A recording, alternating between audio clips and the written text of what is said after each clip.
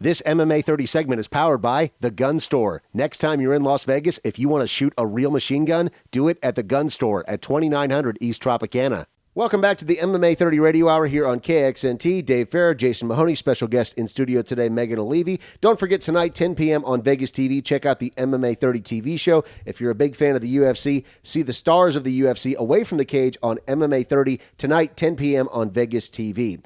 Right now, we are taking you inside the UFC 137 pre-fight press conference. It happened this past Wednesday down at Mandalay Bay. MMA 30 was there on the scene, and we caught up with UFC President Dana White for an exclusive interview after that press conference to talk about everything that's happened over the past week. Nick Diaz not showing up for press conferences. He gets demoted from the main event fight to the co-main event. He's now fighting BJ Penn, but this interview was done immediately after Dana White announced that Nick Diaz would not be fighting George St. Pierre, and at this point, he was unsure exactly what he was going to do. So again, an exclusive interview here with the UFC president, Dana White, talking about Nick Diaz being removed from the card and why. And we start this interview talking to Dana about how he found out that this was all going to be going down, and at what point during the day he decided that he was going to pull Nick Diaz from the card.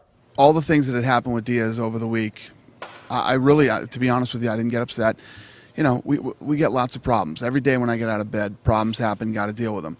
You know, this morning I got up, I got dressed, I drove the kids to school, started driving to the gym, and, you know, I just started getting pissed, and I said, that's it, man, this is it. This kid's not going to show up in Vegas, didn't show up in Toronto. What else isn't he going to show up for? Is he not going to show up for the fight? I'm not going to risk that.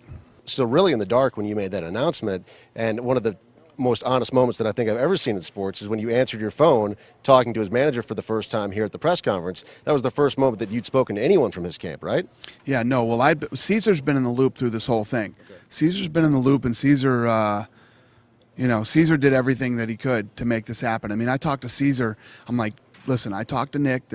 Caesar called me and said, you're going to have to talk to Nick. Nick has completely disrespected me. He snuck out my back door during my son's birthday party so that he didn't have to get on this flight. You're going to have to call him. I called Nick. I left him a message. Then I texted him, and Nick called me back. We had the conversation. He said, I'll be on that flight. I landed in Minneapolis, Minnesota, got a text from him and said, won't be making that flight. I called him, left him a message, and he's never called me back since. Cesar Gracie then the next day called the office, talked to somebody at the office, said, I got this thing going again, we'll get him on the plane. And then I called Caesar this morning, and Caesar never called me back until I was on the podium right there talking to you. What were the first words out of his mouth to you? He said, I agree. I agree with everything you're doing and everything you're saying. I agree with you. We're embarrassed. I don't even know what to say to you. This is terrible, and, I apologize. When Nick Diaz does finally get in touch with you, what do you expect his first words to be? I don't think Nick Diaz is going to try to get a hold of me. Never? No. If Nick Diaz wanted to get a hold of me, he should have got a hold of me in the last couple of days, So George St. Pierre, I think everybody knows Nick Diaz. I don't see Nick Diaz calling me up going, hey, listen, I'm sorry, give me the fight back. It's just not Nick Diaz. And even if he did, it's too late now, right? Yeah, it's definitely too late. So George St. Pierre is back. I'm holding another press conference again, and yeah. Oh, these are fun, man. Yeah, Nick Diaz is back on. Wait, he's not here again. Yeah, no, I'm done. You said that he looked you in the eye and he lied to you. Could you ever take his word again, or is that trust gone? I would never accept his word again. Never. And it's crazy. I've done business with his brother forever. And his brother is a professional, does everything he says he's going to do. He has his issues here and there where he doesn't call in for a media thing, every once in a while, but I can live with that.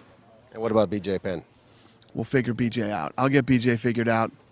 Listen, we always deliver, you know that. Yeah. So I'll get on the phone with him after this, talk to him. I'm sure he's freaking out right now, but we'll get it fixed. Brock Lesnar, Alistair Overeem. How excited are you for that one? Yeah, I'm pumped. It's a great fight. We finally got, again, the fans have wanted to see Alistair Overeem in the UFC for a long time with the best heavyweights in the world, and now he's here. And, the fans are always captivated by the heavyweights. These are two heavyweights, man. You imagine when these two are standing up here on the stage squaring off, how monstrous and big these two are going to be. I mean, it's a real heavyweight fight, and it's going to be fun.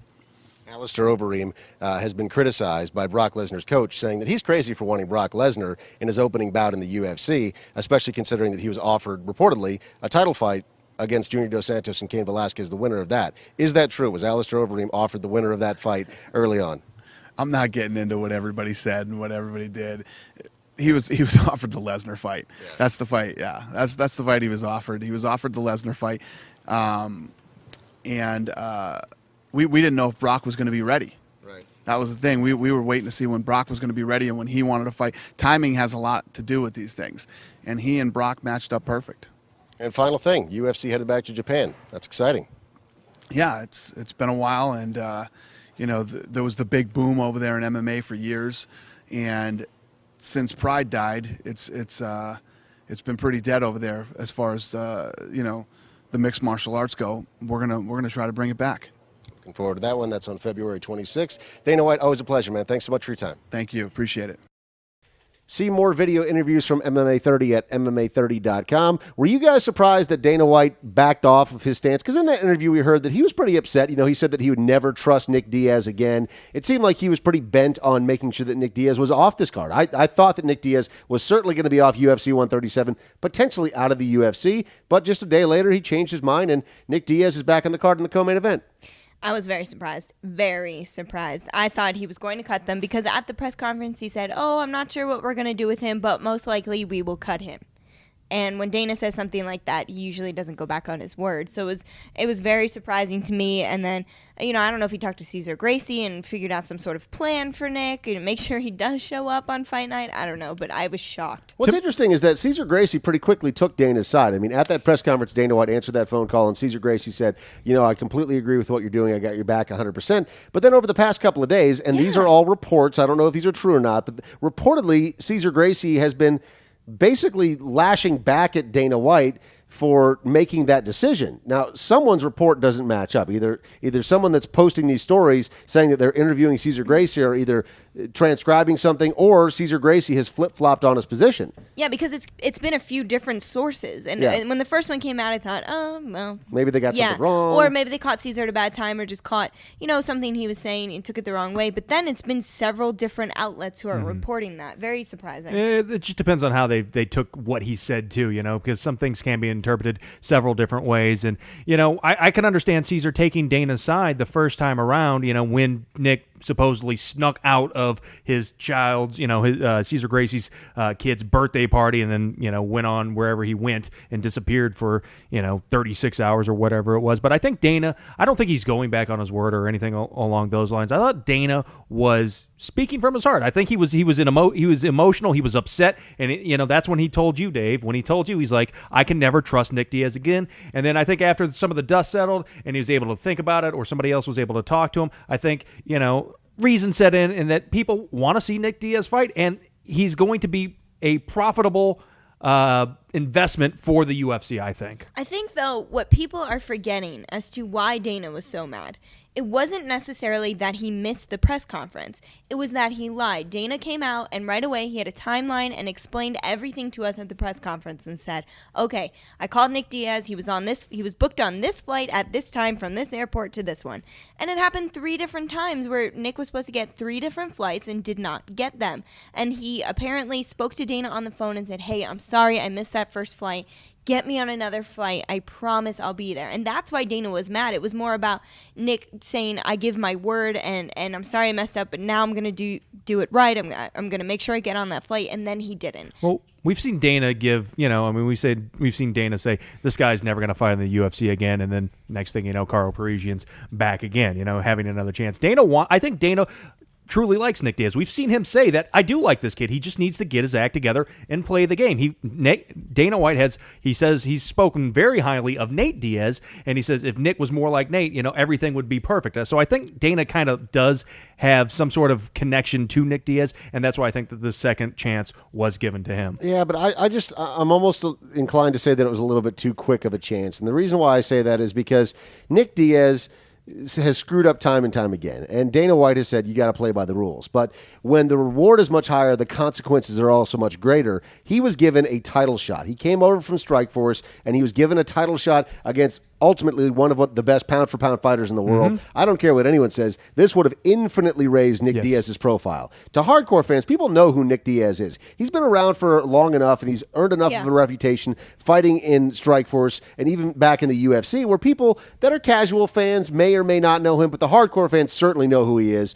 But fighting George St. Pierre is going to put you on the map to even the casual fan. Nick Diaz had a tremendous opportunity right in front of him, and he blew it. It was a life-changing opportunity, and I think that ultimately, now knowing what we do know with Nick Diaz getting the co-main event against BJ Penn, I think that in some ways, I wouldn't call it a slap on the wrist, but certainly a lot less severe punishment than I originally envisioned. I think this is an appropriate punishment for Nick Diaz, and I think this does set up some positive things down the road. If George St. Pierre beats Carlos Condit, and if Nick Diaz beats BJ Penn, think of the way that they could promote this next match between those two. I mean, it would be epic. Will he take that seriously, though? I think so.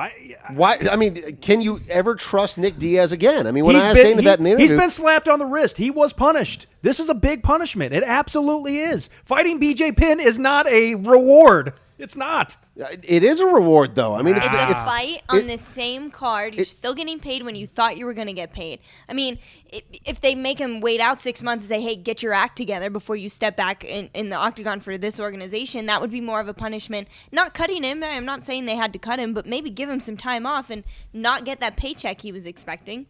Yeah, so now he's prepping for the fight, and he still gets to go through. He has a fight. He's in the co-main event. It's still a very high-profile fight. Mm-hmm. They're going to sell it in a big way. And honestly, this may be a little bit more confusing to the fans, like to the average casual guy who doesn't live in this world that we live in where you're following it all day in and out. It's like if you are watching a commercial for it and you didn't tune into the press conference on Wednesday, you're like, wait, I thought Carlos Condit was fighting BJ Penn, and I thought Nick Diaz. What's happening here? I still haven't seen a 137 commercial yet. Have they even produced those? They showed one for us. The way Dana introduced Carlos Condit as the number one contender was he said, okay, we have a replacement, and I'd like to show you a short video, and it was a promo. You can the UFC did tweet it at one point, so did I. If you want to check my Twitter.